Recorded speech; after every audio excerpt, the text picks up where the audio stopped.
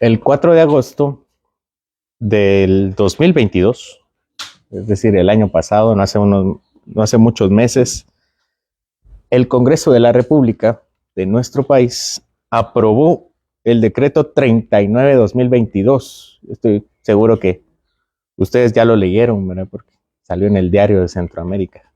Y para quienes todavía lo tienen pendiente, esta se llama la Ley de Prevención y Protección contra la Ciberdelincuencia.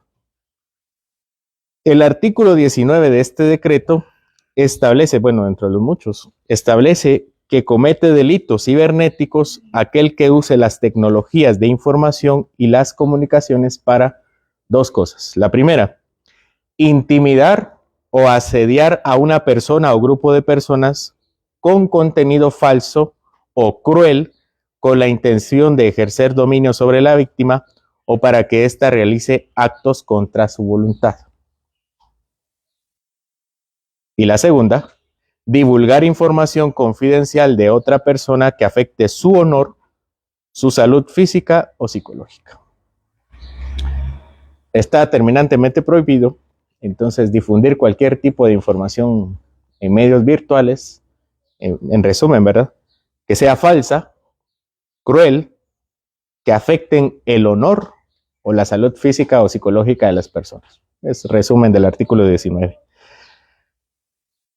El gremio de periodistas se alarmó por esta ley. Hubo unas peleas ahí mediáticas, obviamente, ¿no? Tiene que ver con el gremio del periodismo. El presidente de la Asociación de Periodistas de Guatemala, que es la APG, comentó que ahora los periodistas se verán afectados si usan siquiera los famosos llamados memes. Cito textualmente lo que él dice, ¿no? Yo no lo usé. Él así dijo, si usamos los memes, dice. Además, no solo está dirigido, hoy sí lo cito textualmente, no solo es dirigido a los medios de comunicación, sino a la libertad de expresión de toda la sociedad. Prácticamente están blindando a los políticos para que no haya ninguna crítica hacia ellos. Esto es lo que dijo el presidente de la APG.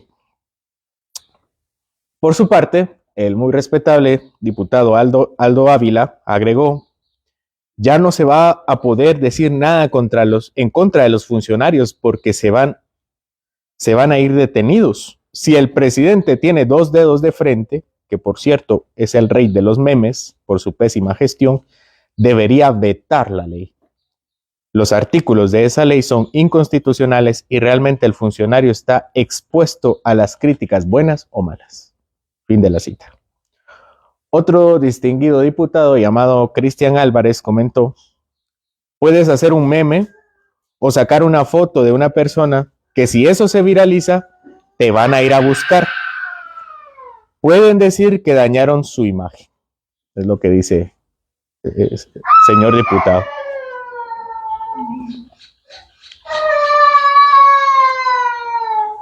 Por si no lo sabíamos acerca de este decreto, ahora también ya lo sabemos. Según las leyes de nuestro país, está prohibido deshonrar virtualmente a los demás, incluyendo a los políticos y gobernantes. Existen conceptos seculares en nuestra mente el día de hoy. Nosotros no nos damos cuenta que utilizamos conceptos seculares en nuestro pensamiento del día de hoy. Por ejemplo, conceptos como la libertad de expresión, el concepto de libertad de expresión, está muy arraigado en nuestra forma de vida, pero no nos perdamos en la cultura. Pablo dice: transfórmense por medio de la renovación de vuestro entendimiento. Los hombres no tenemos libertad ilimitada. Los hombres tenemos una libertad dentro de los límites de las leyes de Dios. Si nosotros nos salimos dentro de los límites de las leyes de Dios, no es libertad, es libertinaje. Obedecer y proteger el buen nombre de otras personas, especialmente de las autoridades, es una tarea titánica para los hombres. Es más difícil con las autoridades porque ellos, como dice Pablo, tienen la espada. Tienen el poder y el deber para restringir la conducta humana. Oigan esto, porque no solamente tienen el poder, no solamente tienen la espada, tienen la autorización de Dios para ejercer autoridad sobre nosotros. Vean cómo inicia el apóstol Pedro, versículo 13. Por causa del Señor, someteos a toda institución humana, ya sea al rey como a superior, ya sea a los gobernadores, como por él enviados para castigo de los malhechores y alabanza de los que hacen bien. Someter es una palabra muy impopular el día de hoy. En un mundo actualizado, con muchas liberaciones, hasta existe una teología de la liberación, una teología de izquierda, parece que la palabra sometimiento es casi esclavismo. Y este concepto de esclavismo es importante porque Pablo también lo toma. Pero Dios nos dice que nos sometamos a toda institución humana, toda institución que ejerza un poder social que no esté prohibido por la palabra, por supuesto debe ser obedecido por nosotros. Aquí el concepto de institución humana que usa Pedro no habla de su procedencia, sino de su aplicación. Tienen sus gobernantes. Por ejemplo, los gobernantes de la iglesia son los ancianos y los pastores. Los gobernantes de la familia son los padres o cualquier persona que ejerza una tutela. Y los del gobierno son los magistrados. En esta primera parte del texto, desde el versículo 13, Pedro está hablando de los magistrados o de los gobernantes civiles. Está diciendo, ustedes sométanse a toda institución humana y vamos a empezar con los magistrados y gobernantes civiles. Una de las ocupaciones más odiadas por quienes reciben el servicio de la institución. Si nosotros somos usuarios de los servidores públicos, somos tal vez uno de los usuarios con más quejas, más aún que las empresas de telefonía o similares. De acuerdo con Pedro, la causa principal es a causa del Señor. Pedro nos dice por causa de Dios o por causa, pero Pedro no dice por causa de Dios o por causa del Salvador. Él dice por causa del Señor. Y cuando los escritores bíblicos usan los nombres de Dios, los usan a propósito. Quieren resaltar una cualidad de nuestro Dios. Él usa a propósito también este término porque el término Señor es un término político. En una cultura donde los gobernantes eran también señores, en la antigüedad también eran señores, Pedro está diciendo, no hagan caso a las autoridades, a estos señores, porque son señores. Hagan caso porque hay un Señor sobre estos señores. Desobedecer a los embajadores de Dios es desobedecer a quienes los envió. Por eso dice Pedro, como enviados por él. Esto debido a que el propósito por el cual somos enviados, pero son enviados por Dios, es para castigo de los malhechores y para alabanza de los que hacen el bien. Es literalmente lo que dice Pedro. De alguna forma, todos los gobernantes, en algún sentido, en alguna medida, hacen el bien. Dios los pone ahí y por su divina providencia, como dice el Salmo 37:23, que Dios dirige los pasos del hombre, en alguna medida, en alguna porción, los gobernantes de alguna forma ejercen algo de bien. Pedro estaba bajo el gobierno más despiadado que ha habido contra los cristianos, que fue el imperio de Nerón. Conoció una de las persecuciones más grandes contra los cristianos. El historiador romano de la época, llamado Suetonio, dice que los cristianos fueron perseguidos bajo pena de muerte. Y no crean que era inyección letal. Nerón fue el emperador demente. Ese hombre estaba loco. Se dice que él incendió Roma. Imaginen, le prendió fuego a Roma, a la ciudad de Roma, porque quería hacer una nueva Roma. Y para hacer la nueva Roma, debía destruir la antigua Roma. Y echó la culpa a los cristianos, porque buscaba un chivo expiatorio para el Senado, para algo así como los ancianos. Y cuando encontró el chivo expiatorio, que eran los cristianos, empezó a perseguirlos. Ellos fueron los culpables. A ellos persigamos.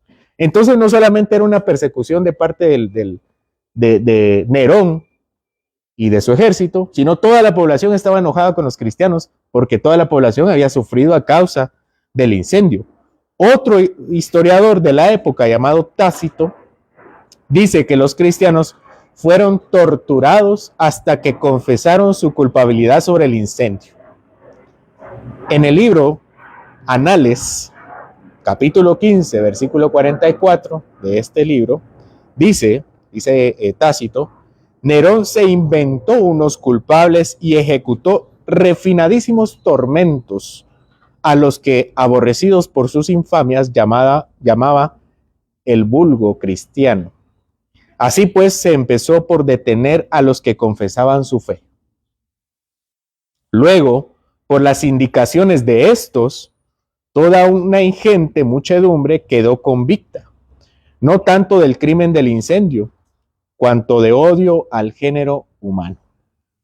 Su ejecución, la ejecución de los cristianos, fue acompañada de escarnios y así unos cubiertos de pieles de animales.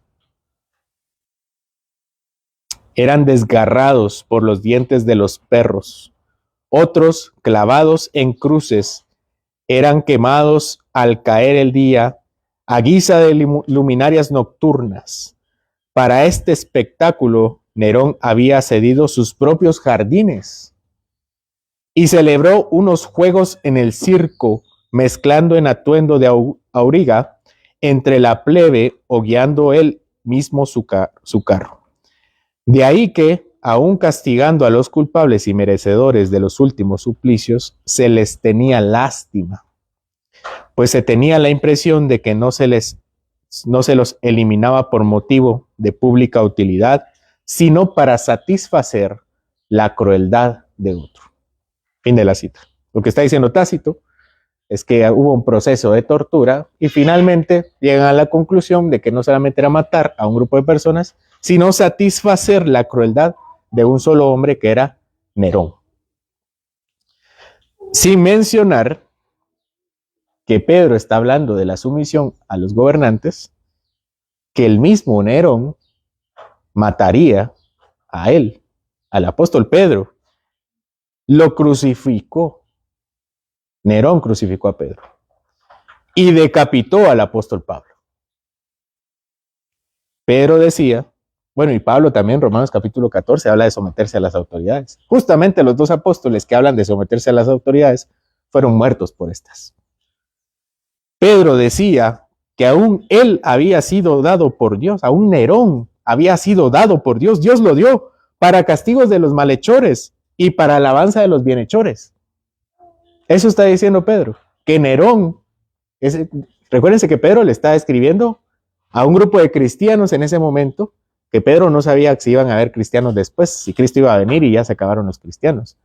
Pero les está escribiendo a ellos y le está diciendo, este Nerón es dado por Dios para castigo de los malos y para alabanza de los bienhechores. La providencia de Dios es que es la providencia de Dios. No tomamos en cuenta muchas veces que la providencia de Dios hace que todos los gobernantes, sin excepción, hagan esto, aunque sea mínimamente. Obviamente hay gobernantes menos injustos que otros, pero en algún sentido, algunas veces, porque Dios entorpece los pasos de los hombres y guía los corazones de los malvados, terminan haciendo a veces justicia. Muchos desechan la providencia de Dios y su gracia común en los gobernantes injustos. Dios preserva a los justos a través de gobernantes injustos, muchas veces. Pero también Dios prueba a sus hijos con gobernantes injustos. Usa a los gobernantes injustos para proteger a los justos y a veces para probarnos.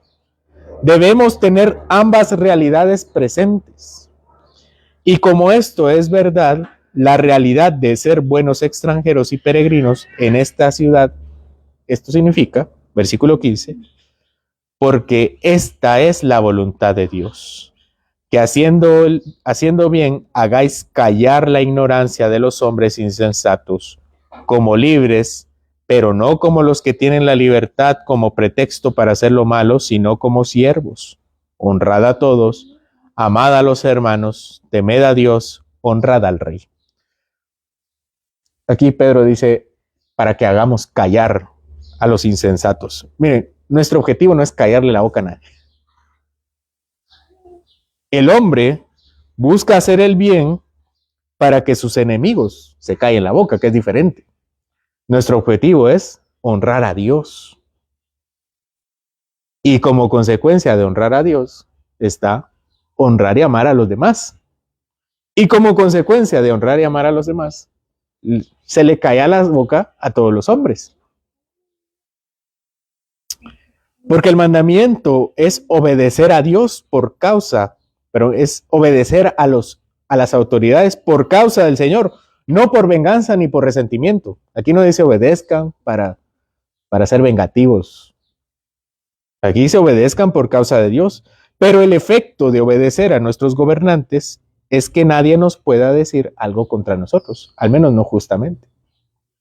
Nosotros somos libres, de acuerdo con Pedro. Somos libres para no vivir de las opiniones de los hombres. Somos libres de las leyes injustas de los hombres. Dios nos ha dado una nueva patria, es lo que hemos visto, y nuevas leyes. Pero eso no significa que como somos extranjeros en esta tierra, no debamos ser obedientes a los gobernantes terrenales de la tierra en la cual estamos siendo extranjeros. Consideremos a un embajador de nuestro país. Un embajador pertenece a otra patria, pero habita en nuestra patria. Pero si un embajador cree que por ser extranjero no debe sujetarse a los límites de velocidad, por ejemplo, rápidamente los policías le recordarán esto con una multa. Y la ley de Dios le recordará que la velocidad de un carro puede ser peligrosa a través de un accidente. Nosotros tampoco tenemos el derecho de ser rebeldes y desobedientes porque nuestra patria celestial está en otro lado. Que porque en el reino de Dios no hay impuestos, aquí tampoco debemos pagarlos. Eso no vale. Que porque somos ciudadanos de allá, aquí entonces no. Que porque en el cielo no hay pasaportes, aquí no debemos respetar las fronteras internacionales.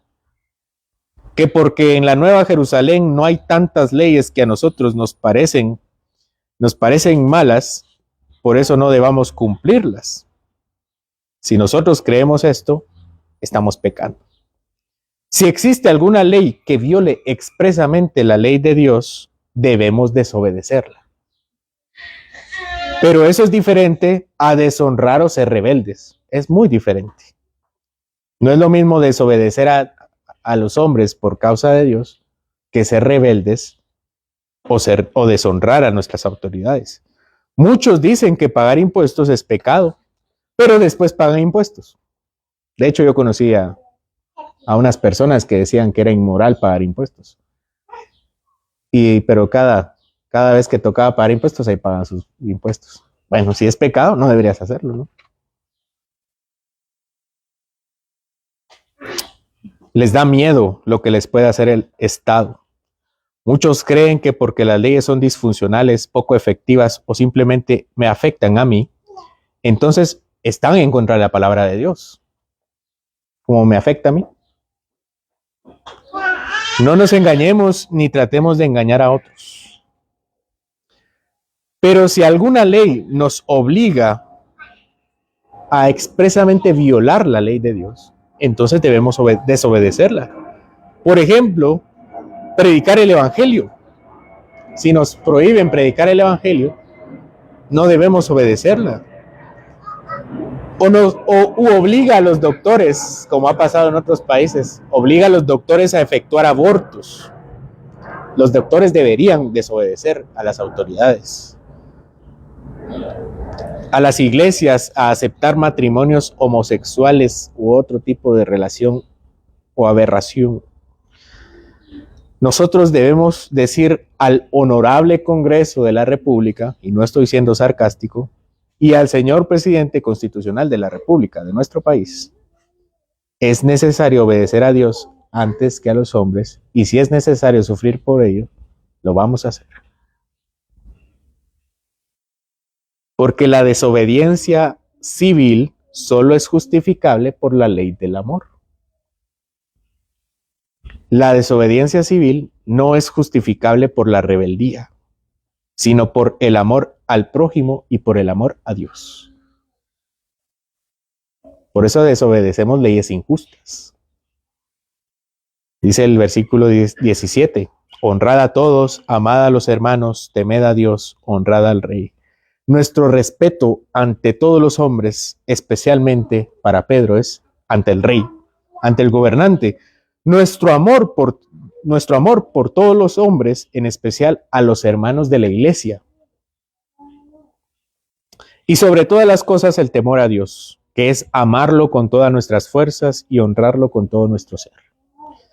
En ningún momento tenemos el permiso de odiar, insultar, agraviar, difamar, burlarnos, difundir información falsa, compartir información que pueda dañar el nombre de cualquier persona, particularmente de nuestras autoridades civiles. No tenemos permitido hacer eso. Temamos a Dios y el temor a Dios será el honor a nuestros gobernantes.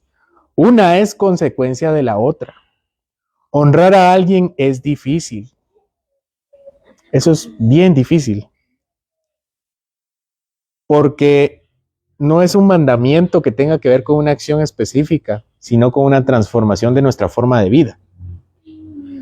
Por ejemplo, consideremos el mandamiento ofrenden. Y por si acaso no les estoy diciendo nada, ¿no? En cuanto a esto. Ejemplo, ofrenden. Bueno, si alguien me dice ofrende, ese es un mandamiento de Dios, bueno, saco mi billetera, abro la billetera, saco un poco de dinero y aquí está. Cumplido, ¿no? Ofrendé.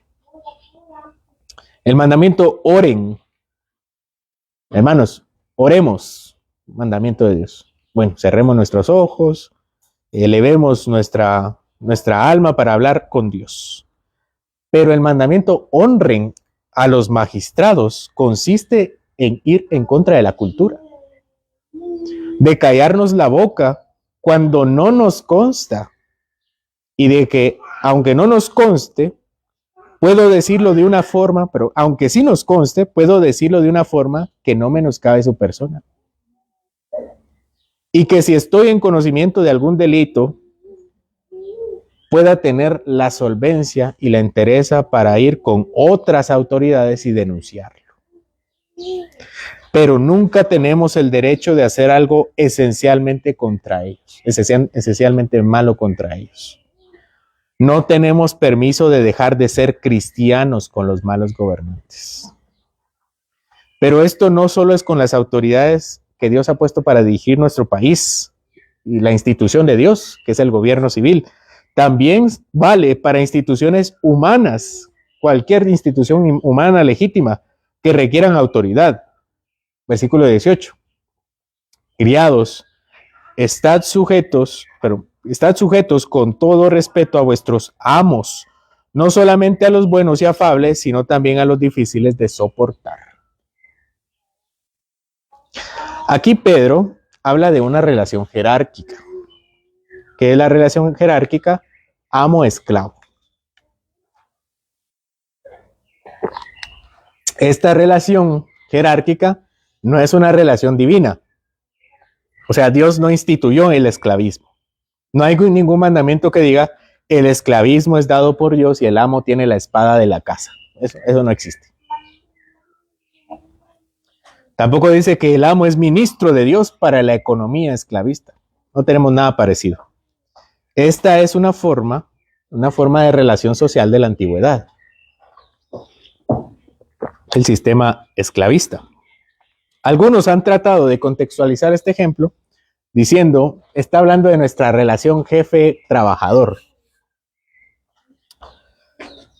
Pero esto no es del todo correcto por varias razones. El esclavo era pertenencia del amo.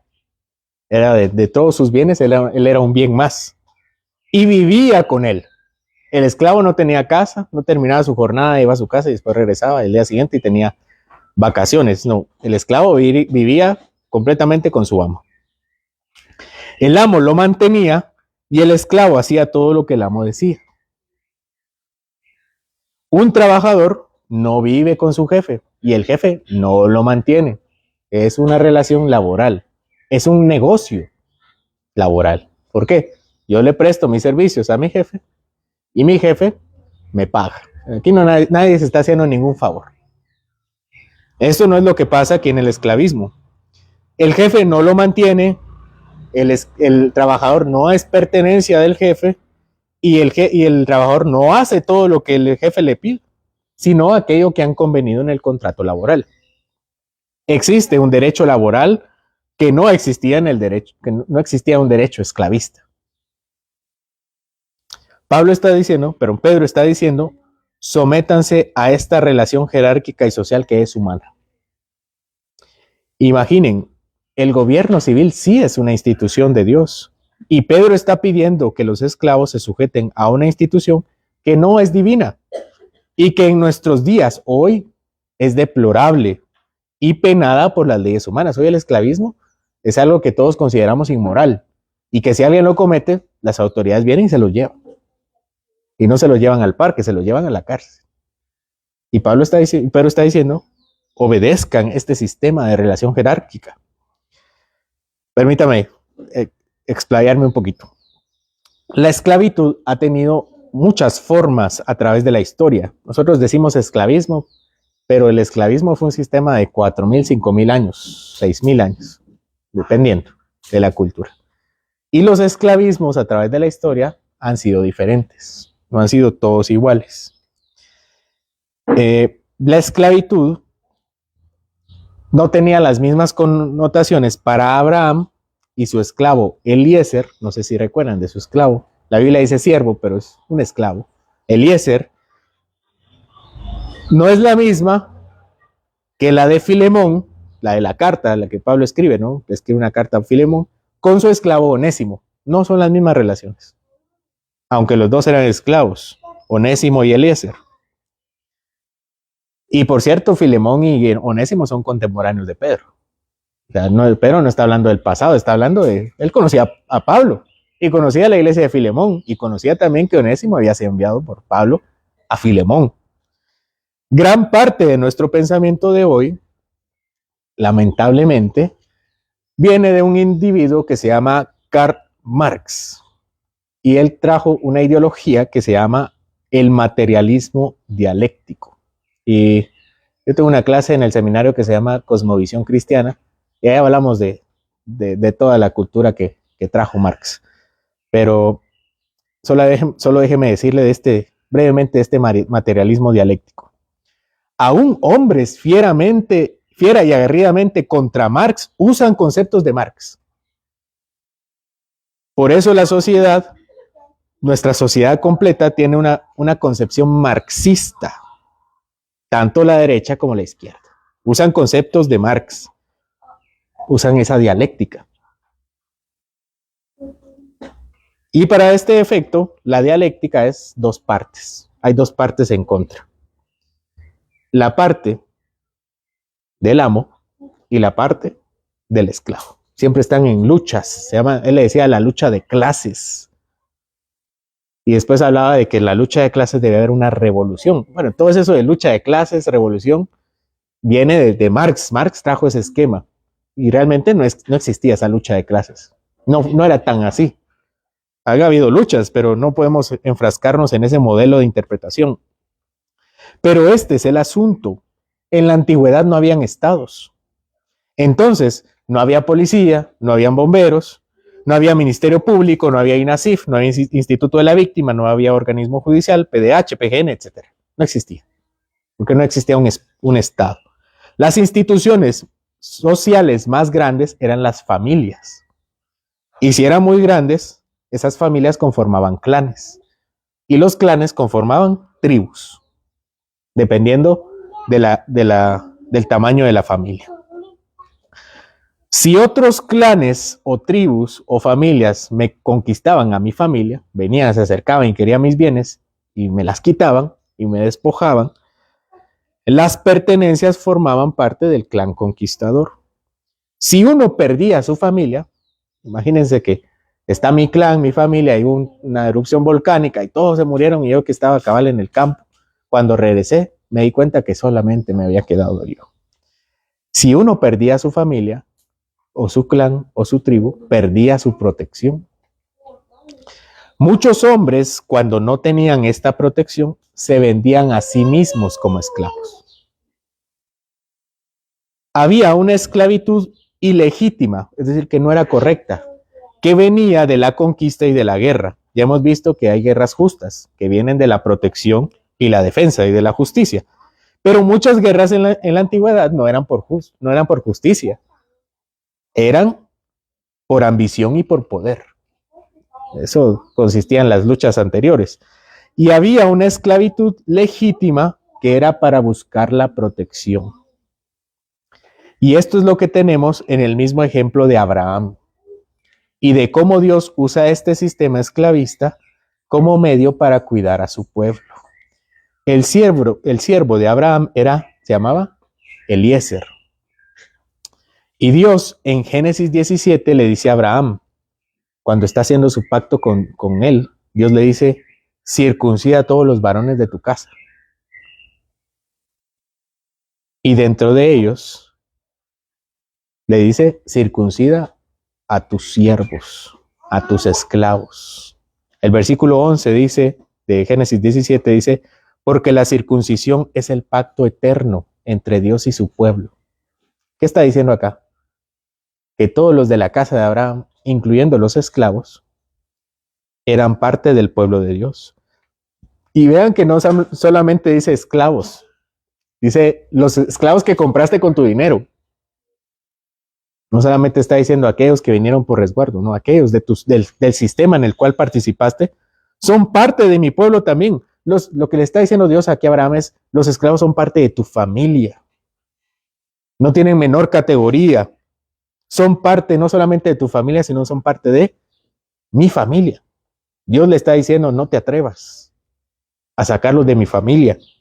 El sistema esclavista en la antigüedad no era necesariamente una mala institución, porque era la forma en que muchos tenían, después de haber perdido a sus familias, para protegerse. Y lo que hacían, en otras palabras, es decir, mire, adópteme. Adópteme. Yo trabajo aquí, le pido casa, dónde dormir, qué comer, y usted, por favor, deme también comida y protección. Y a eso se le llamaba un esclavo. Bueno, a este tipo de personas, Dios les está diciendo, a los creyentes, estas personas son parte de su familia. No se atrevan a considerarlos menos que eso. Cualquier persona que estaba perseguida o en peligro podía venir a una familia de creyentes y trabajar en esa familia para que la familia honestamente le diera su sustento. Y para los cristianos debían hacerlos parte del pacto con Dios con todas sus responsabilidades y con todos sus beneficios. Lamentablemente, para ese tiempo también habían amos malos. Supongo que Pedro en este texto habla de los amos no cristianos. Es decir, que habían esclavos cristianos que tenían amos que no eran cristianos. Aunque también tenemos que suponer que habían amos cristianos que se les olvidaba que eran cristianos y ejercían un mal sistema de amo-esclavo. Sin embargo, esta carta es para los que estamos bajo el poder y no en el poder. Pedro no está escribiendo aquí a los gobernantes, está escribiendo a los gobernados, a los que están debajo de una institución que gobierna o que tiene autoridad.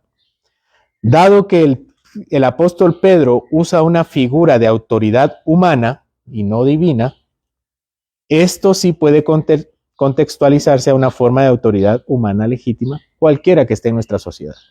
Ya no existe el sistema esclavista. Pero esto sigue siendo relevante para nosotros porque dice, sométanse a cualquier institución humana legítima. Por ejemplo, el sistema esclavista. Puede llevarse este concepto a relaciones que requieran cualquier tipo de autoridad legítimas. Jefes y empleados, es una autoridad legítima.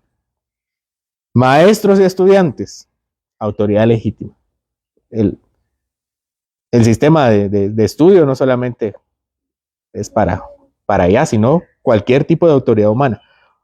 Entrenadores y jugadores, adultos en general y niños, en fin, toda autoridad social que la justicia de Dios crea que es legítima, ahí también puede aplicarse. Imagínense, si se pudo aplicar en el sistema esclavista, cuánto más en instituciones humanas que no posean características ilegítimas, que no sean injustas, y esto es por causa de la conciencia. Debemos honrarlas y obedecerlas. Volvamos al versículo 18. Criados, estad sujetos con todo respeto a vuestros amos, no solamente a los buenos y afables, sino también a los difíciles de soportar, porque esto merece aprobación. Si alguno a causa de la conciencia delante de Dios sufre molestias padeciendo injustamente. Criados, su familia política tiene autoridad y sométanse a estas autoridades. Tolérenlos, dice acá.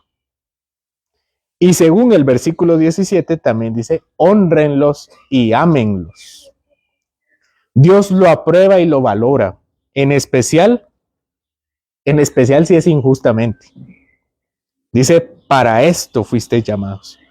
Nuevamente tenemos una religión que rechaza la rebeldía y la insurrección. Versículo 13, por causa del Señor someteos a toda institución humana. Pedro está consciente, en carne viva, que muchas veces las autoridades humanas son injustas, pero por causa de la conciencia delante de Dios debemos estar en sujeción.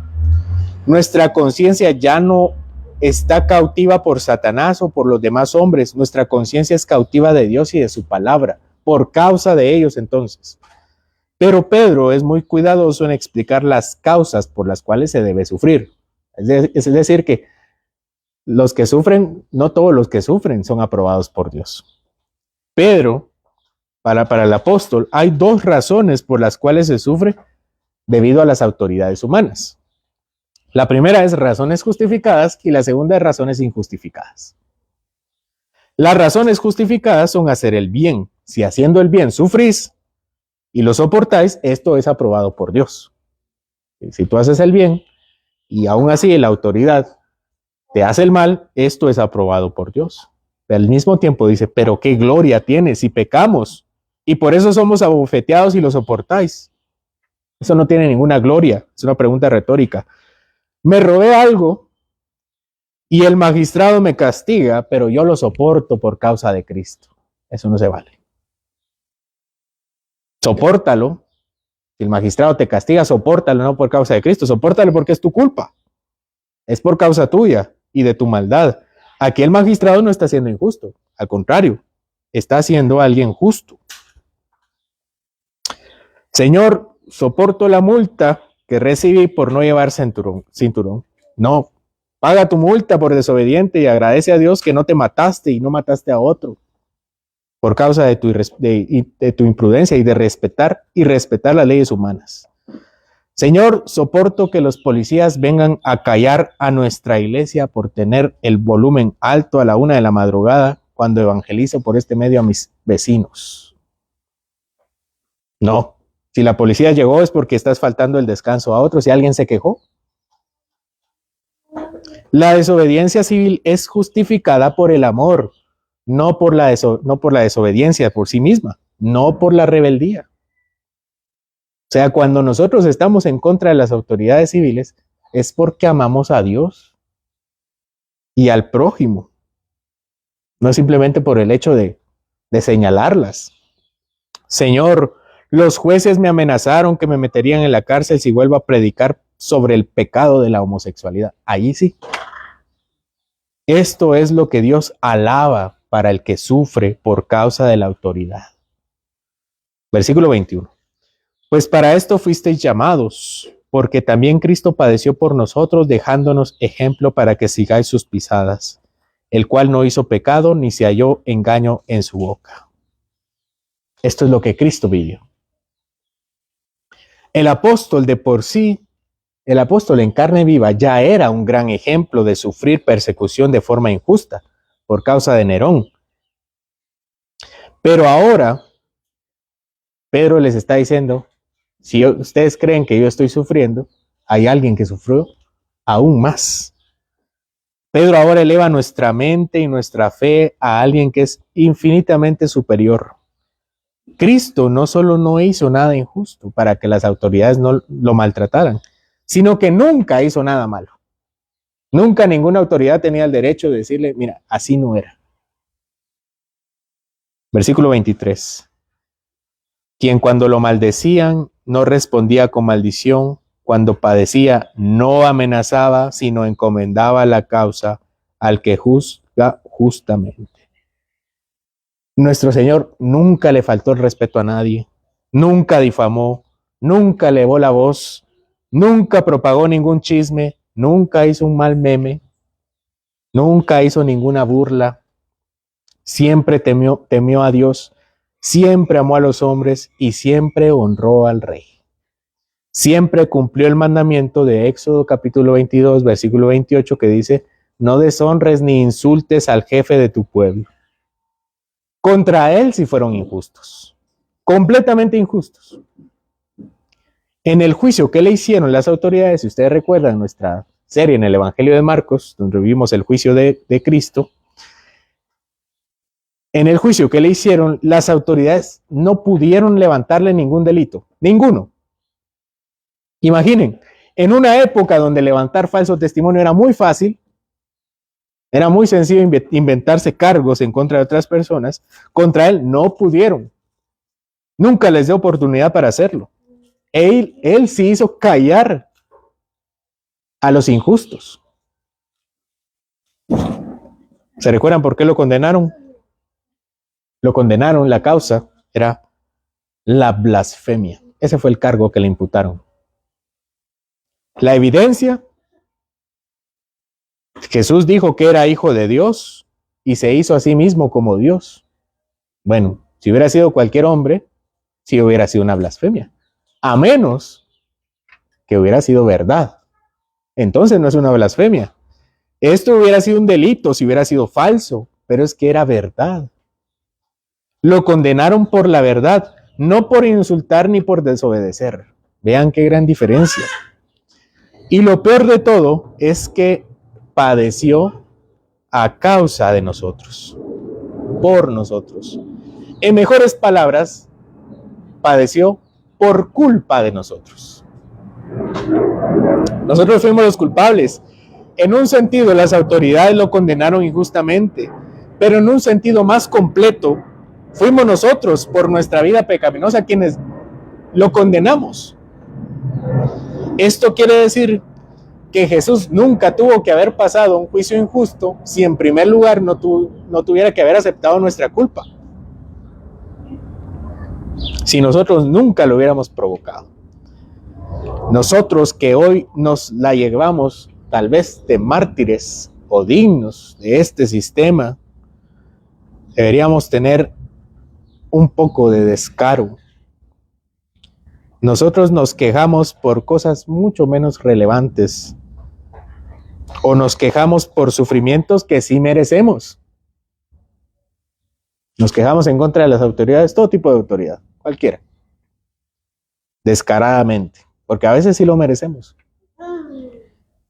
Y tenemos un ejemplo mucho más grande. Y aún así no lo tomamos en cuenta.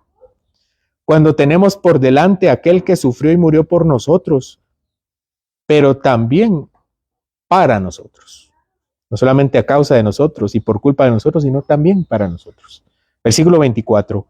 Quien llevó él mismo nuestros pecados en su cuerpo sobre el madero, para que nosotros, estando muertos a los pecados, vivamos a la justicia, y por cuya herida fuisteis sanados. Él llevó nuestros pecados en ese cuerpo que fue torturado injustamente, para que nosotros, dice Pedro, para que nosotros vivamos en la justicia, a la justicia. Esta enseñanza sobre la honra y la obediencia a las autoridades humanas es poco popular. Escúchame bien, esto es medular en la enseñanza de Pedro. La enseñanza sobre honrar y obedecer a las autoridades humanas es poco popular en el mundo porque allá no hay justicia. Los hombres del mundo, del cual nosotros ya no tenemos patria, están desesperados en encontrar algún lugar donde puedan encontrar justicia y se frustran cuando no la encuentran en las autoridades humanas y se enojan y los insultan y hacen manifestaciones vandálicas y pintan las casas y destruyen los negocios y queman el Congreso y botan el portón del Congreso. Todo para darse cuenta que ellos también son delincuentes, tanto como los que supuestamente están tratando de quitar. Pero el cristiano que es extranjero y peregrino, que tiene su patria en el cielo, no busca su tranquilidad en la justicia del mundo porque la tiene en Cristo. No estoy diciendo que no seamos justos y que si alguien nos hace algo malo no vayamos con las autoridades y no hagamos un juicio. No estoy diciendo eso. Estoy diciendo que aunque fallen, nosotros tenemos una justicia que es mucho más grande. Y por eso no nos vamos a frustrar nunca. Y por eso nunca vamos a levantar fuego allá en los palacios. Por eso nunca vamos a ser insurrectos. Por eso nunca vamos a ser rebeldes. Porque nuestra justicia final no está acá. Está en nuestra patria celestial. Cualquiera que sea extranjero y peregrino y que tenga su patria en el cielo, buscará su tranquilidad en la justicia de Cristo. Su justicia final. Porque Él llevó nuestros pecados en la cruz para que nosotros, dice acá, vivamos a la justicia. No solamente dice vivamos en justicia, dice vivamos a la justicia, para la justicia. Esto significa que aunque nosotros pequemos, Dios nos otorga perdón. Significa que aunque nuestros pecados puedan ser sancionados por la autoridad, en última instancia, si vengo con un genuino corazón arrepentido que quiere volver de sus malos caminos, puede encontrar el perdón final en Cristo. Esto quiere decir que aunque haya muchos en la cárcel, injustamente, deben encontrar su justicia en Cristo. Y aunque haya muchos en la cárcel, justamente, es decir, que sí sean ladrones, asesinos, rebeldes y todo lo que ustedes quieran, aunque haya muchos de estas personas en la cárcel, si llegan a Cristo con un corazón sincero, arrepintiéndose de corazón, no van a salir de la cárcel, pero encontrarán la justicia de Dios. Y esto les dará paz y tranquilidad. Por eso dice que muere en Cristo para la justicia, a la justicia. Nosotros como embajadores buscamos el bien de este lugar terrenal, pero al final de cuentas, si el sistema falla, que muchas veces lo hará, no debemos arremeter con ira, destrucción y más pecados. Podemos dirigir nuestros ojos hacia aquel que murió injustamente a causa de nosotros y ahora nos anima también. Versículo 25. Porque vosotros erais como ovejas descarriadas, pero habéis vuelto al pastor y obispo de vuestras almas. Aquí Pedro no se perdió, no se crean. Está hablando de las autoridades y ahora se va a otra cosa. No se perdió. Al final de este capítulo, Pedro también nos da un ejemplo de autoridad, una autoridad espiritual. Ese es el ejemplo. Él dice que es nuestro pastor y nuestro obispo. Pastor y obispo en la iglesia es lo mismo. Son sinónimos. En la iglesia católica existe el presbítero, el sacerdote, el obispo, el arzobispo y el papa. Es cardenal, todos, ¿verdad? Todos los que seguramente nunca llegaremos a conocer. Gracias a Dios. Pero en la iglesia cristiana, la iglesia bíblica, que está establecida en la palabra de Dios, el gobierno está ejercido por los ancianos. El anciano que gobierna y el anciano que enseña, que es también conocido como pastor o como obispo.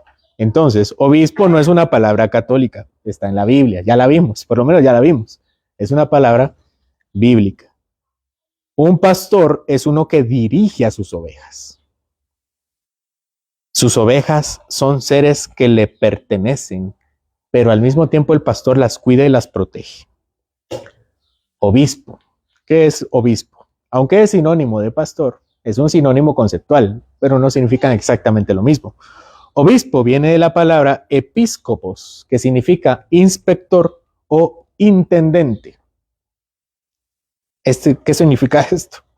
Este término tiene la connotación de autoridad. Es el que supervisa. Eso significa obispo. Y eso es lo que son los pastores, los que tienen la autoridad de supervisar, que se da cuenta quién está haciendo lo bueno y quién está haciendo lo mal. Bueno, Jesús es el obispo, el superobispo, el sumo obispo. Cristo es nuestra máxima autoridad, pero es nuestra máxima autoridad que nos sirve y nos cuida. Por eso podemos estar seguros en que la mano de la autoridad es legítima, porque su poder viene de Dios. Que podemos tener de Dios una desobediencia que nace del amor y que también podemos sufrir a causa del Evangelio y de Cristo. Porque Él es nuestro obispo, Él es nuestro pastor, Él nos cuida. Él estará delante de nosotros cuando nos juzguen injustamente, también cuando nos castiguen justamente, también cuando desobedezcamos justamente.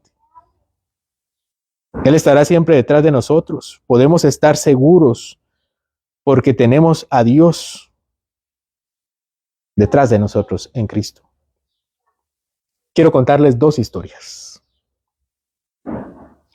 La primera es la historia de un hombre llamado Dietrich Bonhoeffer, o como se le suele decir en español, Dietrich Bonhoeffer. Este era un teólogo y pastor luterano alemán, muy famoso por algunos libros que escribió, que, por ejemplo, Vida en Comunidad, tal vez lo han escuchado, y tiene otro famoso que se llama El costo del discipulado, que son muy populares. Él murió a mano de los nazis. ¿Se recuerdan quiénes fueron los nazis, verdad? Del gobierno de Hitler. Es reconocido, y es reconocido porque muere a causa de los nazis, es reconocido por muchos como un mártir de la fe.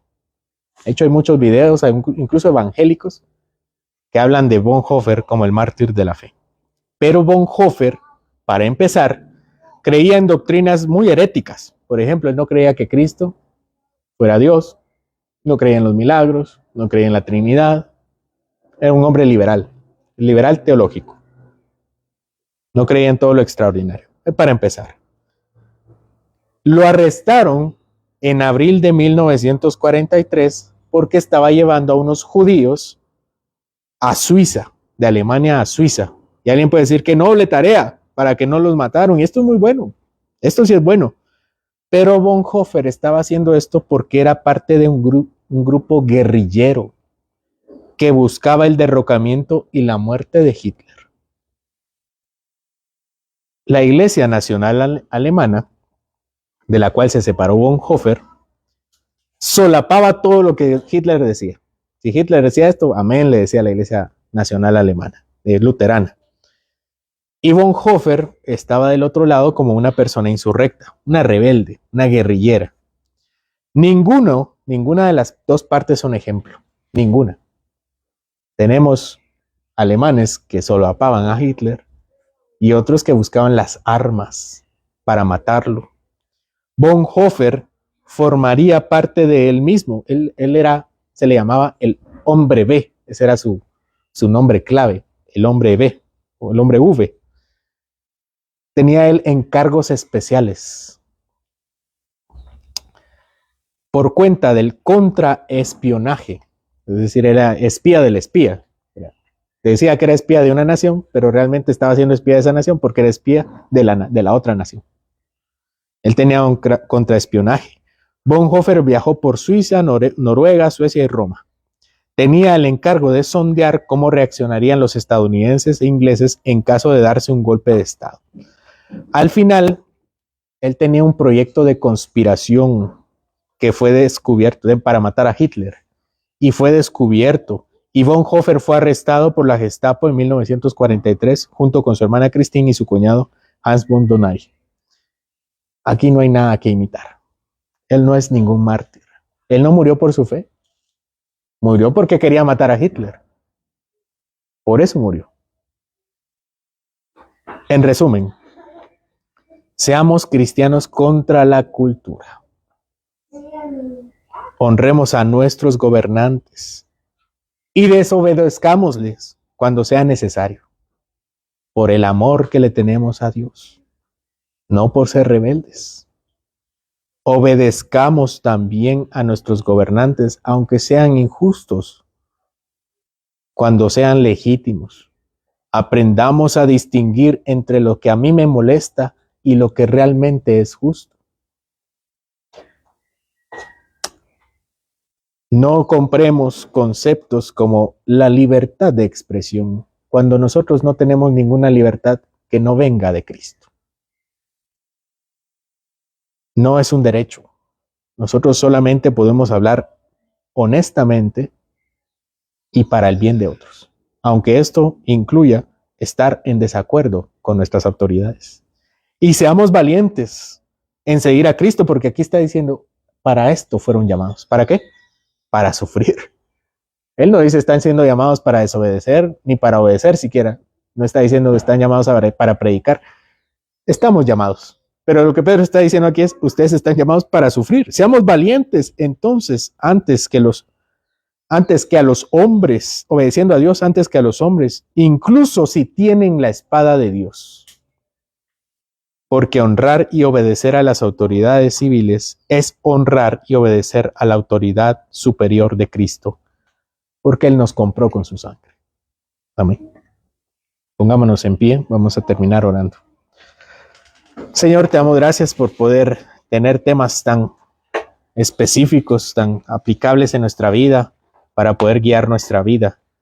Te pedimos, Señor, que puedas bendecirnos a través de tu palabra y que tengamos que corregir aquellas cosas que tengamos pendientes en nuestra vida. Ayúdanos también a correr contra la cultura, a transformarla a ella y no ser transformados por ella, a renovar nuestro entendimiento, a encontrar los conceptos actuales y tamizarlos, Señor, poder pasarlos a través del lente de la palabra, poder evaluar todas las cosas a la luz de lo que tú dices y desechar aquellas cosas que aunque me convengan o aunque me parezcan racionales, si están en contra tuya, poder quitarlas del camino. En el nombre de Jesucristo, despedimos también este culto. Amén.